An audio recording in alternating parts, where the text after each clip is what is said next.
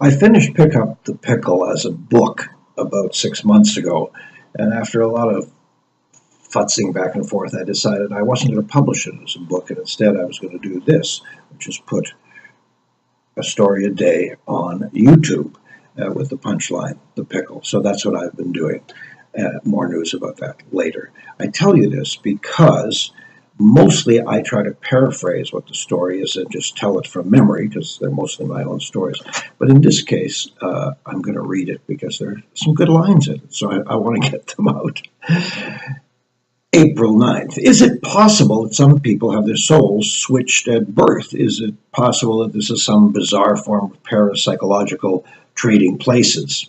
One Saturday, I attended synagogue to partake of the bar mitzvah of a friend's son. A star rabbi had been brought in from the excited States. The boy did well, both with his required prayers and his obligatory "Now I am a man" speech. The cantor and the choir were on pitch and in fine fettle, and then came the big center ring attraction. Cue the elephants. Who did this rabbi think he was? Bob Newhart? Louis C.K.?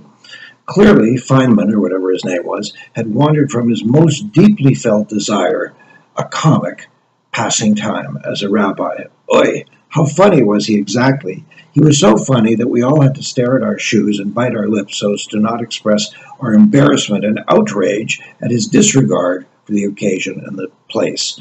When will this torture end? When will this peacock pull his puff feathers and go back to the coop? Maybe one day someone will fix him up and remind him of his sworn duties. By one of those odd coincidences that make life so curious, that very night I went to the big room in the city, this was in Edmonton, and saw a sold-out concert by Whoopi Goldberg. I'm not a huge Whoopi fan. I don't like her, but she's okay.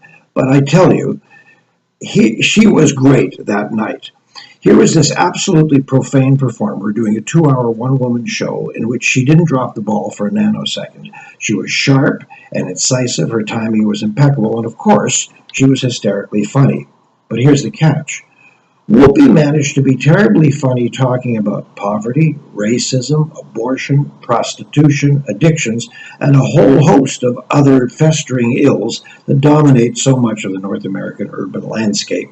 In short, she was wholly exactly what the rabbi had not been, dropping F-bombs in every second sentence and all the while keeping her rapt audience in stitches. Whoopi had spoken from the heart with precision and honesty. She demonstrated the skills of a surgical sociologist, cutting through the official bull and digging straight to the center of many important current issues. Brava! So I'm left wondering if perhaps something strange happened in the skies over our continent earlier that day. Maybe these two, Whoopi and the rabbi, had been switched at 39,000 feet. Was this the plot for another one of those movies where the producers try to set us up for some kind of market research? Pickle. It is so important to be who we are and not who we might, in some mad delusion, think we are. Try to stay on course and on message.